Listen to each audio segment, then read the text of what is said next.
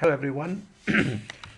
हमारे आज का टॉपिक है Pakistan economic indicators to overtake India by the year 2025। ये सी पैक का इम्पैक्ट है जो हम प्रिडिक्ट कर रहे हैं। ये कैसे होगा, आइए समझते हैं।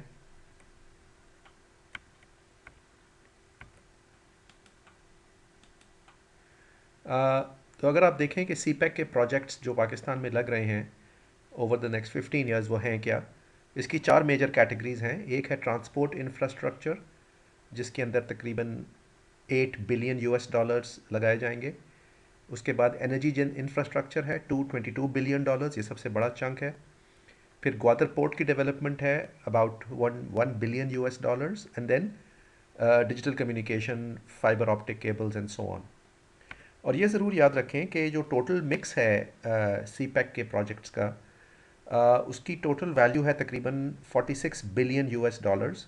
और ऊपर हमने आपको इसके मेजर चंक्स दिखाए हैं।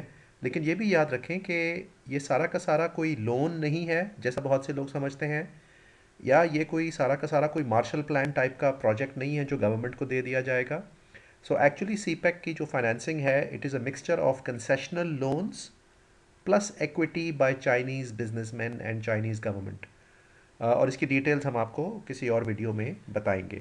So it's a mix of loans and equity, which means के बिजनेसमैन और गवर्नमेंट डायरेक्टली इन्वेस्ट कर रही है और वो रिटर्न्स एक्सपेक्ट करती है अपने इन प्रोजेक्ट से। इसके अलावा there are some concessional loans.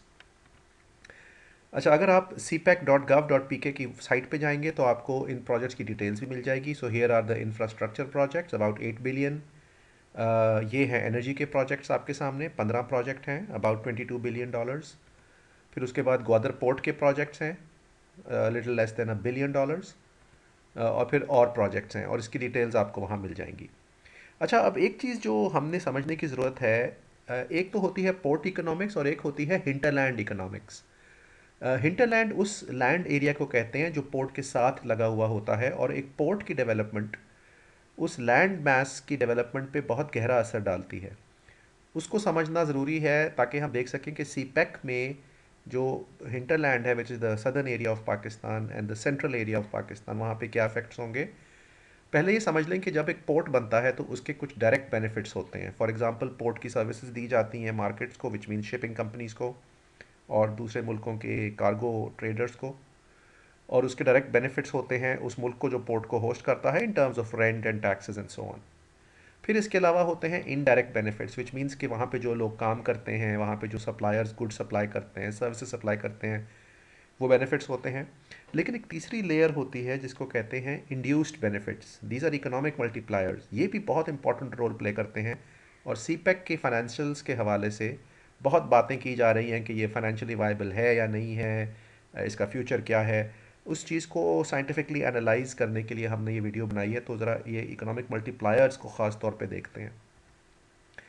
अच्छा, जो हिंटरलैंड इकोनॉमिक्स है, इसका मतलब ये होता है कि आपने उस हिंटरलैंड एरिया में, यानी जो लैंड मैस पोर्ट के साथ लगा हुआ है, वहाँ पर भी आपने इन्वेस्टमेंट करनी है in terms of physical capital, human capital and knowledge creation. वो जब तक आप नहीं करेंगे तो सिर्फ पोर्ट बेनिफिट आपको नहीं देगा। तो पोर्ट के साथ साथ आपने लैंड पे भी डेवलपमेंट करनी है। ये असूल है। वो कैसे होता है, रिसर्च हमें ये बताती है, जो इंटरनेशनल रिसर्च है वो ये बताती है कि अगर आप ये वाइडर इम्पैक्ट का सर्कल देखें यहाँ पे, वो लैंड पे अफेक्ट आता है जब आप वहाँ पर पैदा करते हैं business efficiency, business investment, innovation, industrial और नॉलेज क्लस्टर्स बनाते हैं जिसको एग्लोमरेशन भी कहते हैं, लेबर मार्केट डेवलप करते हैं, कंपटीशन डेवलप करते हैं, ट्रेड डेवलप करते हैं, और मोबाइल एक्टिविटी होती है। इसमें हम मज़ीद जाएंगे आगे की स्लाइड्स में। थोड़ा सा पहले हिस्ट्री का बताएं कि देखें, जो इंडस्ट्रियल रेवोल्यूशन जब आया था 18th और 19th सेंचुरी यूके में, तो यूके का जो कनाल नेटवर्क था उसने बड़ी ज़बरदस्त कनेक्टिविटी पैदा की थी पूरे मुल्क में, जिसकी जिसकी वजह से एक मेजर इम्पीटस, यानी सिर्फ स्टीम इंजन या कोल फायर्ड इंजन बनाने से सिर्फ जो है वो फ़ायदा लिमिटेड था जब तक कैनाल नेटवर्क नहीं डेवलप हुआ इंग्लैंड में। इसलिए ट्रांसपोर्ट का बड़ा इंपॉर्टेंट रोल होता है हिंटरलैंड इकोनॉमिक्स में। फिर इसी तरह रेलवेज़, जो रेलवेज़ की एक्सपेंशन हुई यूके के अंदर 19th सेंचुरी में, अ, उसकी वजह से एक्चुअली लोगों ने क्वांटिफाई किया है, टेंजिबल बेनिफिट्स हुए ग्रॉस नेशनल प्रोडक्ट को। और फिर ये बात अप्रूव हो चुकी है कि जो लोकेशन होती है मैन्युफैक्चरिंग और सर्विसेज की, वो भी अफेक्ट होती है इकोनॉमिक जोग्राफी के ज़रिए और ट्रांसपोर्ट के ज़रिए और पोर्ट्स के डेवलपमेंट के ज़रिए। तो कहाँ पे नए क्लस्टर्स आएंगे, कहाँ पे रोड्स बनेंगी, कहाँ पे लेबर रहेगी, ये सारे फैक्टर्स अफेक्ट होते हैं इन फैसलों से। और एक्चुअली आप देखें तो दुनिया का एक अजीम शहर है आज भी लंदन। वो लंदन इसलिए अजीम है क्योंकि 18th 19th सेंचुरी में जो रोड ट्रांसपोर्ट और पोर्ट के नेटवर्क्स थे वो लंदन के आसपास ही थे। और इसलिए हम कह सकते हैं कि लंदन का जो मेट्रो एरिया है वो एक हिंटरलैंड है ब्रिटिश पोर्ट्स के लिए। सो इस बात में अब कोई शक नहीं है कि जब आप ट्रांसपोर्ट और सी पोर्ट्स को डेवलप करते हैं और हिंटरलैंड के अंदर फिजिकल और ह्यूमन कैपिटल डेवलप करते हैं तो आपकी इकोनॉमिक कंट्रीब्यूशन बहुत ज़बरदस्त होती है। वर्ल्ड बैंक ने भी 94 में ये कहा कि इंफ्रास्ट्रक्चर जो हैं वो व्हील्स हैं इकोनॉमिक एक्टिविटी के। और एशियन डेवलपमेंट बैंक और चाइना की मिनिस्ट्री ऑफ फाइनेंस ने भी ये कहा 2002 में कि इंफ्रास्ट्रक्चर के जो प्रोजेक्ट्स हैं वो बहुत मेजर रोल प्ले करते हैं इकोनॉमिक ग्रोथ जनरेट करने में। सवाल सिर्फ अब ये है कि इकोनॉमिक ग्रोथ कितनी जनरेट करते हैं। सो फॉर एग्ज़ाम्पल 2012 में वर्ल्ड बैंक ने कहा कि भाई जो पब्लिक स्पेंडिंग होती है इस किस्म के इंफ्रास्ट्रक्चर और प्रोजेक्ट्स पे, उससे हम कितनी ग्रोथ एक्सपेक्ट कर सकते हैं। ये मिलियन डॉलर क्वेश्चन है। Even in the case of Pakistan आप देखें कि पाकिस्तान की जो एनुअल पब्लिक स्पेंडिंग है वो तकरीबन 14 बिलियन डॉलर्स अ ईयर है। और सीपेक जो इस पर इम्पैक्ट डालेगा वो तकरीबन 3 बिलियन डॉलर्स पर ईयर का डालेगा ओवर 15 ईयर्स, क्योंकि ये 46 बिलियन का प्रोजेक्ट है। सो 46 divide by 15, about 3 billion dollars per year invest हो रहा है इंफ्रास्ट्रक्चर, रोड्स, ट्रांसपोर्ट और एनर्जी पर। विच मीन्स कि पाकिस्तान की जो पब्लिक स्पेंडिंग है वो 21% ज़्यादा के हिसाब से की जाएगी अगले 15 सालों में। लेकिन मिलियन डॉलर क्वेश्चन वही है कि इसके एवज़ ग्रोथ और डेवलपमेंट और बेनिफिट्स पाकिस्तान को कितने मिलेंगे। अब इस मिलियन डॉलर सवाल को आंसर करने के लिए हम आपके साथ डिस्कस करते हैं वंस अगेन ये वो चीज़ें हैं जो पैदा करती हैं business efficiency, innovation, agglomeration and so on. और इसके अंदर तीन बहुत अहम मौज़ूआत हैं जो गवर्नमेंट्स को प्रायोरिटाइज़ करने होंगे। एक ये है कि इस हिंटरलैंड के अंदर इकोनॉमिक कंडीशंस पैदा की जाएं, यानी वहाँ पे इकोनॉमीज़ ऑफ स्केल हो, वहाँ मार्केट हो, वहाँ good quality skilled labour force हो, वहाँ पे तालीम हो, वहाँ पे इकोनॉमी जनरली हेल्दी हो। फिर इन्वेस्टमेंट कंडीशंस होना ज़रूरी हैं, यानी वहाँ पे क्रेडिट हो, वहाँ पे बैंक्स हों, वहाँ पे इंश्योरेंस हो, वहाँ पे लॉ एंड ऑर्डर हो और वहाँ पे लीगल सिस्टम हो। एंड फाइनली पॉलिटिकल इंस्टीट्यूशंस का होना भी ज़रूरी है ताकि लोगों को इंसाफ मिल सके। तो अगर ये चीज़ें पाकिस्तान सक्सीड करता है डेवलप करने में उस रीजन में जो पोर्ट के साथ लगा हुआ है, तो फिर हम तवक्को कर सकते हैं कि यहाँ पे डेवलपमेंट ग्रोथ स्ट्रांग होगी। अब कुछ एग्जांपल्स लेते हैं। सिंगापुर एक बिल्कुल ही बैकवर्ड आइलैंड था, लेकिन 1970 में उसने अपने पोर्ट को डेवलप किया और अपने हिंटरलैंड को डेवलप किया। ये सिंगापुर का हिंटरलैंड है। और उसने क्या किया कि 10 साल के अरसे में बिटवीन 1970 एंड 80 अपनी जीडीपी को 5 गुना कर दिया। So this was a Asian miracle of the 1970s and 80s। उसके बाद जो बहुत से मिरेकल हुए, लेकिन एक बहुत बड़ा मिरेकल जो हमें मिला 1980 के बाद, वो था चाइना का गुआंगडोंग प्रोविंस। जो कि आप देखें ये हांगकांग के साथ ये प्रोविंस लगा हुआ है साउथ ईस्ट चाइना में, और इसको कहते हैं पैन पर्ल रिवर डेल्टा। और यहाँ की इकॉनमी जो है उसने किस तरह ग्रो किया। हुआ ये कि चाइना ने ये सोचा कि ये हिंटरलैंड काफ़ी बड़ा है, तो बजाय इसके कि हम एक हांगकांग पोर्ट पर गुजारा करें, उन्होंने वहाँ पे मल्टीपल पोर्ट्स बनाए और वहाँ पे 4 पोर्ट डेवलप किए गए, जिसके बाद हिंटरलैंड के अंदर भी डेवलपमेंट की गई। तो ग्रोथ का रिज़ल्ट ये था कि 1980 से लेके 2000 जो 20 साल का अरसा था उसमें 1000% ग्रोथ हुई, यानी कि तकरीबन 10 गुना वहाँ पे इकोनॉमिक ग्रोथ हुई और लोग वहाँ पे वेल्दी हो गए और वो रीजन बहुत प्रॉस्परस हो गया और चाइना की ग्रोथ का मेजर इंजन बना रहा। अब हमें ये देखना है कि पाकिस्तान के केस में हिंटरलैंड इकोनॉमिक्स ग्वादर पोर्ट और कराची पोर्ट के साथ क्या है। तो आप ये देखें पाकिस्तान का ये जो हिस्सा है एक्चुअली ये कोस्टल रीजन है। ये यहाँ के 4 पोर्ट्स हैं। आपने कल परसों की ख़बरों में सुना होगा कि कराची के अंदर जो केटी बंदर का पोर्ट है वो भी सी पैक के अंदर शामिल कर लिया गया है। तो इस वक्त पाकिस्तान की कोस्ट लाइन जो अरेबियन सी के साथ है उस पर 4 पोर्ट्स हैं, very similar to what is in Guangdong. तो एक है केटी बंदर, एक है कराची पोर्ट, एक है पोर्ट कासिम, वो भी कराची के करीब है, और फिर चौथा है ग्वादर यहाँ पे। और फिर ये जो एरिया सर्कल में नज़र आ रहे हैं, ये इसको हम कह सकते हैं हिंटरलैंड, क्योंकि ये दोनों एरियाज़ यानी सिंध और पंजाब का एरिया, सेंट्रल पंजाब और Sindh, highly industrialised and highly developed with education and labour force. और फिर ये वाला जो इलाका है which is the Makran coast and the Lasbela province, sub province of Balochistan, यहाँ पे फिशरीज़ और शिप ब्रेकिंग बहुत स्ट्रॉन्ग है। तो ये जो दो सर्कल्स हैं, इसको हम कह सकते हैं कि ये पाकिस्तान के जो 4 पोर्ट्स हैं इंक्लूडिंग ग्वादर, जिसमें ग्वादर सबसे बड़ा होगा, उसके ये हिंटरलैंड्स हैं।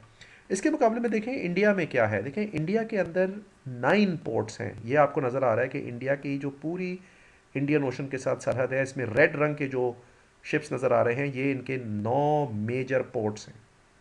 लेकिन प्रॉब्लम ये है कि इंडिया के जो इंडस्ट्रियल एरियाज़ हैं, जो छोटी तस्वीर नज़र आ रहे हैं, ये स्कैटर्ड हैं ऑल ओवर द कंट्री। सिर्फ मुंबई का और गुजरात का इंडस्ट्रियल एरिया थोड़ा सा मुंबई पोर्ट के करीब है, अदरवाइज़ ये चूँकि बहुत ज़्यादा स्कैटर्ड हैं, इसलिए ये एक तरह से हिंटरलैंड है नहीं। तो इंडिया का साइज़ और इंडिया की कॉम्प्लेक्सिटी जो है वो इस केस में इंडिया को डिसएडवांटेज देती है कि वो एक साथ 3 या 4 पोर्ट बना के गुआंगडोंग का मॉडल रेप्लिकेट नहीं कर सकते। वेरएज़ पाकिस्तान कर सकता है क्योंकि वो उसका हिंटरलैंड छोटा है, तो यहाँ पे छोटे होने का एक एडवांटेज है जो पाकिस्तान को मिलता नज़र आता है। तो अब ये देखें कि इकॉनमी के नंबर्स क्या हैं। देखें जो सिंध और लसबेला का रीजन है, वहाँ की इकॉनमी इस वक्त पाकिस्तान की है $275 बिलियन। पंजाब रीजन जो कि मोस्टली सेंट्रल पंजाब है, लाहौर, फैसलाबाद, गुजरांवाला, सियालकोट, ये इंडस्ट्रियल हब्स हैं पाकिस्तान के, ये इनकी इकॉनमी है $570 बिलियन। तो अगर इसको हम हिंटरलैंड कहते हैं तो ये टोटल हिंटरलैंड पाकिस्तान की इकॉनमी इस वक्त है $845 बिलियन, और जो बाकी मुल्क है उसकी है तकरीबन 155 बिलियन। तो टोटल पाकिस्तान की इस वक्त जो जीडीपी है, इट्स अबाउट $1000 बिलियन, यानी $1 ट्रिलियन। अच्छा, अब इसके मुकाबले में अगर इंडिया को हम देखें तो इंडिया की टोटल जीडीपी जो है ना वो $9000 बिलियन है, 9 ट्रिलियन, यानी कि which is about 9 times that of Pakistan. अगर हम जीडीपी पर हेड देखें, यानी एक एवरेज इंसान कितनी प्रोडक्शन करता है या कितने पैसे कमाता है जिसको वो खर्च कर सकता है या सेव कर सकता है, वो है पाकिस्तान की $4750 per year. Where as India की है पाकिस्तान से ज़्यादा $5750 per year as of today, which means के इस वक्त एक एवरेज इंडियन जो है वो एक एवरेज पाकिस्तानी से 21% ज़्यादा वेल्दी है।